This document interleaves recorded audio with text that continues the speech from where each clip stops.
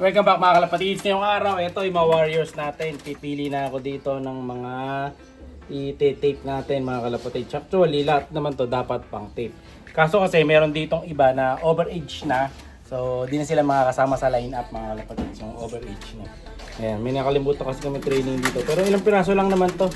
So, titingnan natin kung sino yung hindi mati-tape. Titingnan kasi natin yung mga ano nila, mga ring number, saka kung kailan yung birthday. Pag mga lumagpas na sila ng ano, yung mga 5 months na gano'n, hindi nakasama sa training. Yung mga 4, pababa na lang. No? So baka masasayang lang sila, mag-overfly lang mga kalapatid. Sobrang tanda na. Ayun, check na natin. Yan. So hindi ito yung mga tinos natin nung nakaraan na siksikan sa crates. Iba pang batch yun. So ito yung huling training natin na tape bago yung mga kinabit ko pa na last. No? So ngayon, tingnan natin. Pero tingin ko naman masasama lahat. Alam ko wala pa namang 5 months yung iba dito eh.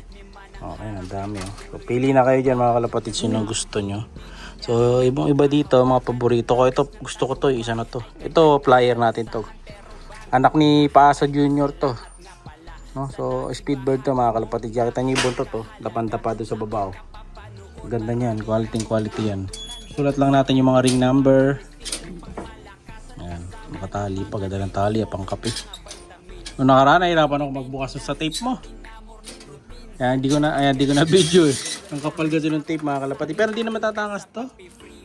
Sinubukan ko ng alog-alogin eh. Hindi naman siya matatanggal. Pag lang malayo biyahe. No? So okay ni nasa gede lang. Ayan, makapit yung tape na nalagay oh.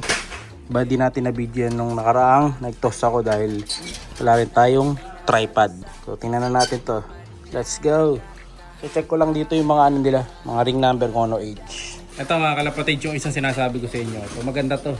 Ito yung ina-out ko nung minsan eh, kaya lang hindi siya nakuha ni Boy Reserve, kaya to, flyer na natin. Ganda to. Makita nyo yung katawan no? Ang ganda ng katawan. Buong buo. So lahi nito is, alam ko may pasok ng Alphonse to. Tapos Vandenbroek, David Van Bunderen. As white flight pa yung iba niyang kulay. Ayan. So halos kalahi ito nung super set winner natin nung nakaraan. Ayan. Ganda. Up. So dito malapad ang katawan eh. Pero tingin ko ano to, babae. Maliit ang ulo, maamumuka.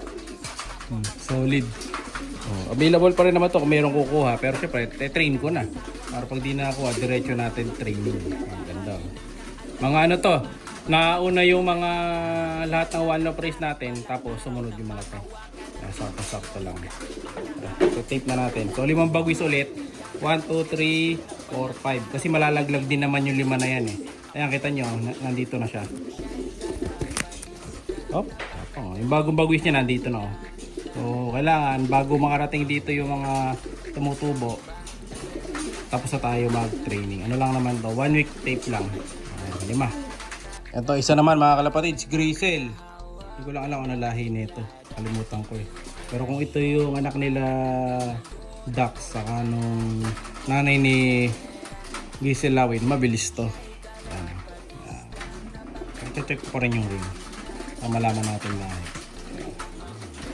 Ganda ng pag-glisel na ito. Makinis. Lalaki ba to? Wala pa. Ang bata pa raw. Hindi pa na gender. No? So check natin. Next bird ito. Alam ko ito kapatid nung 164 kanina. 163. Alam ko medyo hawig nun eh. O ito yung isa. Yung counterpart nung dark check kanina.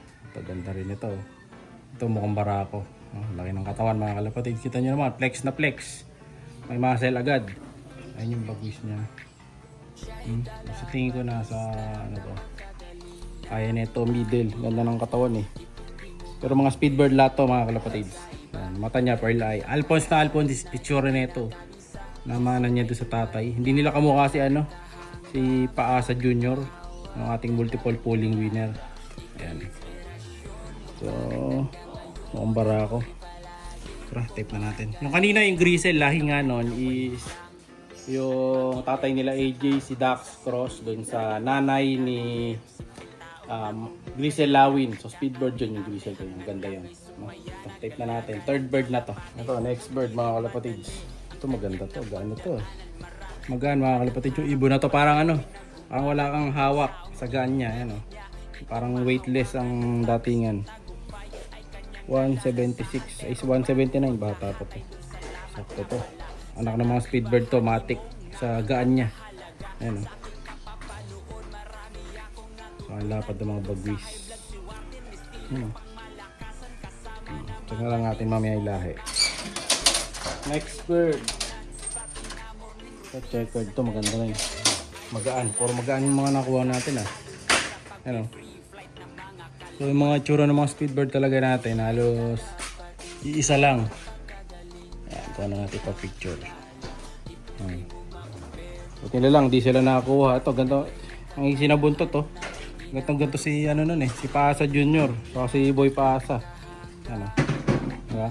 Sakto-sakto lang yung buntot nila. Ayan, mga matutulin. Ring number 22. Ito, medyo mas may edad na to. Tingnan natin kung papasok pa siya. Next, ito blue bar na pencil. Laki nito. Ito Alphonse to mga kalapatid na may pasok nung De Bruxelles. Kilala ko na kagad eh. Sa itsura pa lang. Ito, malaking ibon.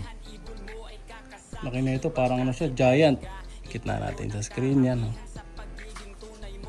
Laki ng katawan, machong macho. Ito, testing natin kung may speed din. Yung ganito kalaki. Ito naman, next bird. Ang barako to. Ito mga kalapatid ko. Alos magkakamukha sila ng ulo. Isa mga itsura. Yan, medyo madaling doon.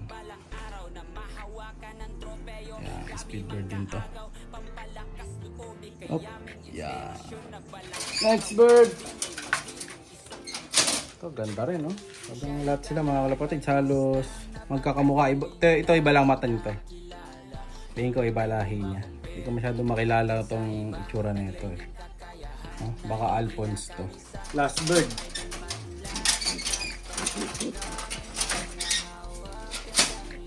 Mukhang babae. Here.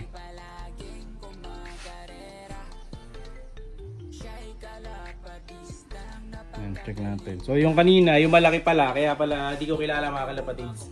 Anak pala ni Coco yun, yung batcher natin na si Wantay Bird. Saka nung Taiwan na pinares natin, yung matitesting na natin yung anak nila. Ayan. Saka may isa doon na kapatid niya, full seed. So, check natin to. Siyempre after i-tape, pawawalan na kagad mga kalapatids. Nakabantay naman tayo dito eh. Ayan. Dalawa na yung lumabas. So wala na matitira muna sa loof na to. Yung mga nasa kabila kasi mga batcher na. Ito puro bago na to. Yan. First time nila bali lalabas. So halos 1 week lang sila dito. Pag sila sanay na lumilipat dito sa kabilang bubong, yung sign natin na pwede na silang tanggalan ng tape. Saka maganda ngayon walang hangin. Unlike nung part ng mga March mahangin. Ngayong May wala ng hangin. Kasi paghapon buwabagyo na. Kaya wala ng hangin. Yan, lalabas lang sila dyan na naka-tape. Wala pa tayong pinapasok ulit dito. Yung mga breed ko ng speedbird na doon pa sa kabila. Sa kabila, ilan na ibon mo? May 10 ka na dyan sa kabila? Hala. 6 lang pala doon sa likod. So, konti lang sila dito. Okay lang. Ideal lang yung bilang natin mga kalapatids. Kasi hindi ko rin kaya yung sobrang dami dito sa likod mga kalapatids. Magastos to pagka pagtayaan na sa pooling pag marami. Kaya yung top na pinakamabilis lang, although lahat sila mabilis, yung top lang yung tinatayaan natin mga kalapatids. Yung mas sure ball. Pero minsan pag di mo sinali, yung pa yung nananalo. Ganun talaga. Ano talaga eh, isugal mo talaga eh. Sino yung sali natin. Ayan, okay na tayo dito. Bali mga naka-violet to. Saka blue na light. Yung mga naka-light na blue na unang batch yan. Yan yung napag-iwanan. Tapos yung mga violet, yan yung kabatch no mga naka-violet na bago lipat sa taas. Kaso nga lang, na-late lang sila ng akyat. So halos hindi na sila magkasabay. So yung sa taas, sabay-sabay ng titrain ni Madlato. Next week na siguro yun. Nauna to mga to dito eh. Oh. So yun ang natin, technique natin sa pagpapabatcher, no? So ayun, may mga iba pang ibon dun sa likod, mga kalapatid sa mga stock bird yun, yung nasa likod, saka ending birds. Ayan o. So meron tayong 4 na ibon doon. So yung dalawa doon kukunin na natin. So may madalawang may iwan. Tapos magdadagdag ulit ako ng another 3 birds na pang stock sa likod. No, magiging ending birds din kalaunan. Kapag kulang tayo ng ibon. Yung mga nasa breeder section, lilipat natin. Check ko lang kung napicturean na namin para if ever may kukuha, madali tayong mapag-send ng info ng ibon.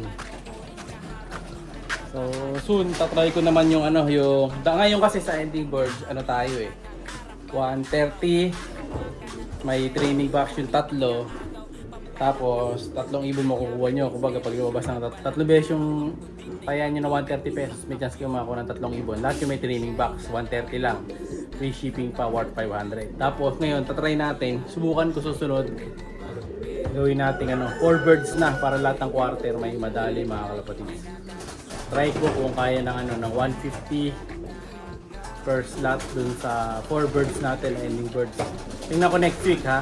Aralin ko muna mga kalapatids. Ayan. So ayan okay na sila. Maganda na ang training nila. Huwag lang silang mag-overfly dyan. First day tape training. Ito na. Sana walang mag-overfly. Ito yung mga paborito ko pa naman dito. Lalo yung isa, may paborito kong isa dito. Medyo medyo may edad na. Hindi ko sana i-training kaso nagigil ako ganda Sabi ni Madato ayaw na niya training. Pero ako gusto ko yung training, gusto ko matesting mga kalapatid kasi ganda. No? Siyempre dapat mabilis din siya kahit na maganda siya, kailangan matulin talaga. So baka natin yung magiging nila journey. Si Dagit nando sa baba. Tingnan natin magiging kapalaran niya sa next toss. Abangan nyo na lang. Like, share, subscribe. Ingat! Siya'y kalapatistang napakagaling na kinakilala.